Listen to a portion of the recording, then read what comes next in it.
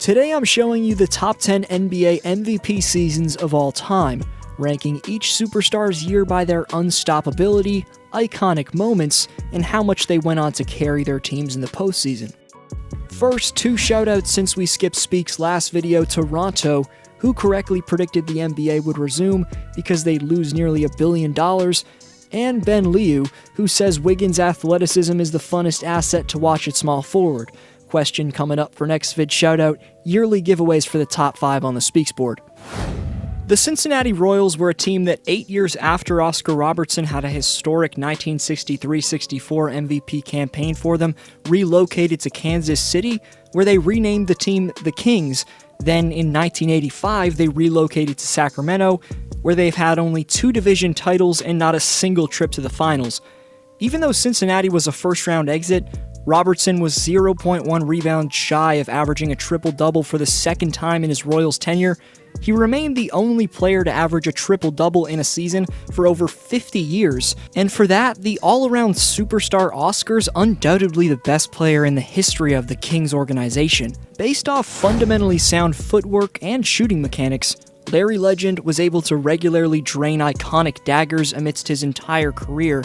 After all, though, Prime Bird, where he was the most unstoppable during his career, occurred in the 84-85 season. For the soon-to-be 3-time champion, this was his second of 3 straight MVPs, but the only time he didn't win a championship in those campaigns. Despite Boston coming up 2 wins short of the title that year, the reason I picked this version of Bird is because this is when the sharpshooting artist was at his most elusive and quickest. Larry could seamlessly find his way open off the ball for jumpers and go off in the post. The then 29-year-old was in his physical prime, and I know we're not ranking the best players of all time today, but it'd be hard not to consider Bird a top 10 player ever. Easy Money Snipers, the nickname Durant wants us fans to call him by, maybe that can't be the case anymore, but the first nickname I brought up perfectly described how he produced on a nightly basis just over 6 years ago in 2013-14. He was dominating with a ball handling / pull-up ability unheard of for a player with his wingspan. My favorite personal KD moment from this season was his and one in the second round of the playoffs, falling out of bounds over Gasol. Just incredible to watch. But from square one in KD's illustrious OKC tenure, he launched himself into the NBA's most likable young rising talent, and debatably had the status as the best player in the league in 2014. The 7-foot shot-creating mastermind was letting it fly from 30 feet and beyond, revolutionizing the NBA. Of course, only a few years later, though, it was off to the Bay Area to join the Thunder's conference rivals. In the most physical era of basketball of all time, where hand-checking and contactual aggressiveness that simply wouldn't fly with the strict rules in the game today, 1988 Michael Jordan didn't make any excuses. With an explosive first step, plus a mix of polished finishing and all-time great hang time, MJ was finishing plays in a fashion that no fan at the time thought was possible. The bad boy Pistons would end up taking Jordan's Bulls down in the second round, but MJ proved that he was the league's most marketable talent in 1988, winning his first of 5 total MVP trophies. Far prior to his airness flashing onto the scene, Kareem was widely regarded as the greatest of all time. Abdul-Jabbar mastered the ability to keep his defender off balance when backing down in the post, and with that sensational aspect of Kareem's game, given he has a 7'5" wingspan, he was able to drop 34.8 points and 16.8 rebounds per game in the 71-72 season. What many forget about the most brilliant post scorer ever is that he was a great passer as well. All around, Kareem set the standard for the near future for what a man his size needs to have in his repertoire to gain elite status. Ranking Steph Curry's 2016 masterpiece isn't purely based off the volume of his dominance. It's about how this man revolutionized the game, culminated in this shot. Side not to use it. Curry, way downtown. Bang! Bang! Oh, what a shot from Curry! Chef Curry was cooking his defenders and seamlessly letting it fly from distance at such a high level that he changed the way the game's played today. Curry's 2015 and 2016 MVP seasons had a big impact on the three-point shot in today's NBA, being deemed as an essential factor for a perimeter player to have in his game. The reason I picked 2016 Steph for this list is that the man took 11 threes per game and shot nearly a career-high 45% from deep, while putting up career highs in points, steals, and free throw percentage. With the pressure to win a championship off his back, the locomotive LeBron James had one of the most unstoppable seasons ever in 2013.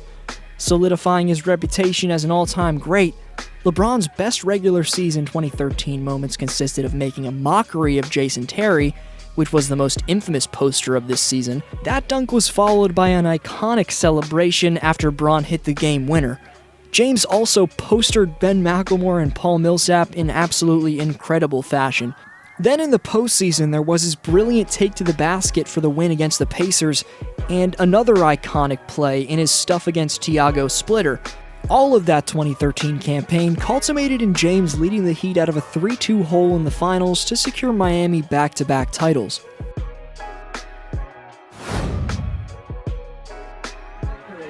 It's a pleasure to watch you grow. Congratulations, 1999-2000 NBA MVP, Shaquille O'Neal.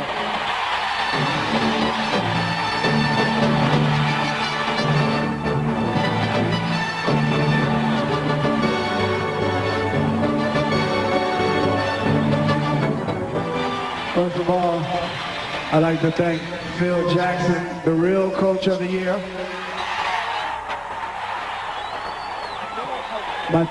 My teammates, and also the Staples Center fans, because you guys are the best.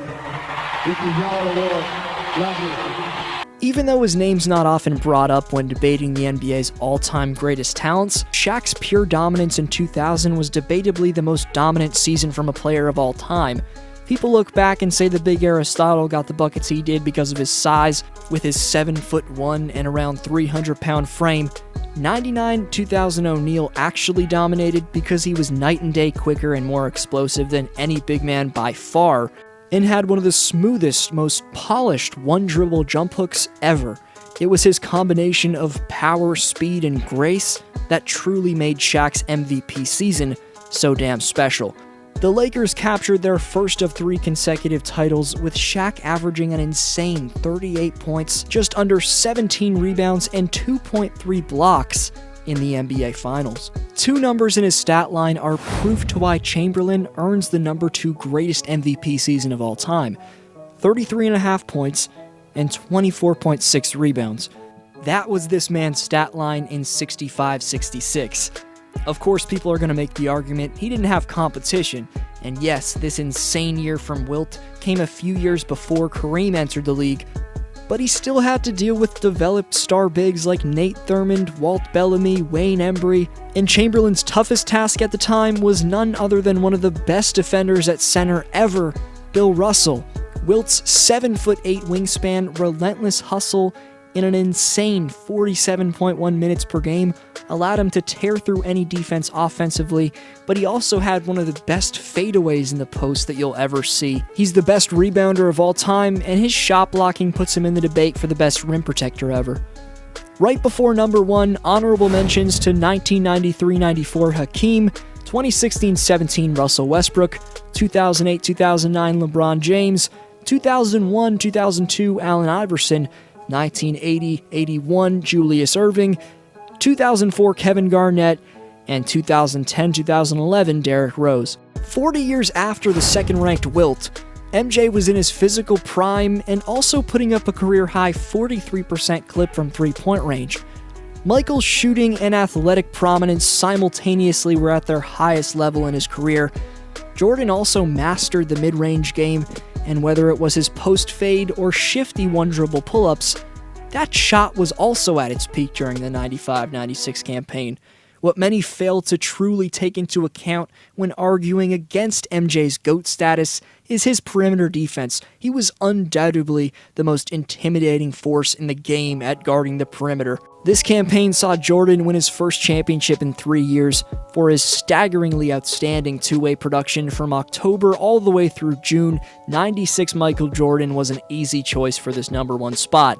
For more intriguing top 10s, along with other NBA lists, rankings, stories, and predictions, subscribe so you don't miss anything. Follow me on Instagram at DFlowHoops and check out how accurate my 2020 return predictions were in my last vid if you missed it.